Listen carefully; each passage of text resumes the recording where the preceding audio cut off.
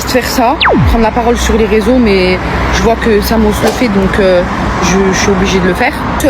Cherche-toi une chambre d'hôtel parce que moi, là où je vais dormir, tu peux pas venir avec moi, t'as pas assez d'abonnés. J'ai pas posté de story depuis hier, etc. Je vous ai pas donné de nouvelles. Je vous ai dit que j'allais à Paris, donc je suis bien à Paris. Je suis arrivée hier soir dans les coups de minuit, 23h. Et voilà, donc je vous explique du début jusqu'à la fin, comme ça vous comprenez. Comme vous le savez, on a fait notre showcase au Luxembourg. Une fois que ça s'est terminé, Samos il m'a dit écoute, on m'a contacté pour des pubs, des collaborations. Viens avec moi, on fait un week-end à Paris, etc. Et voilà, on fait notre vie. Donc à partir de ce moment-là, moi je lui ai dit écoute, t'es sûre quoi? Bah j'étais réticente parce que partir loin de chez moi, ça m'angoisse toujours.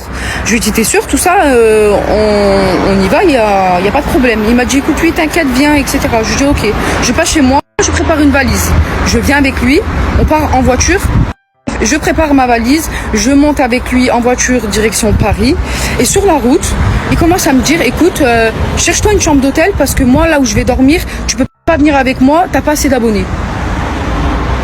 Je comprends pas la signification de la phrase, mais ce que je suis en train de me dire, c'est que la personne avec qui je suis censée rester, elle est en train de retourner sa veste, clairement. Donc je commence à me dire bon, bah écoute, je vois qu'il veut faire bande à part. Donc à partir de ce moment-là, je cherche une chambre d'hôtel.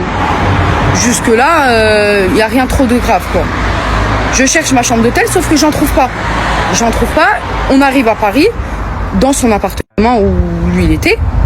Et il commence à me dire écoute, débrouille-toi, trouve-toi une chambre, moi je m'en fous, tu peux pas dormir ici, il n'y a pas de place.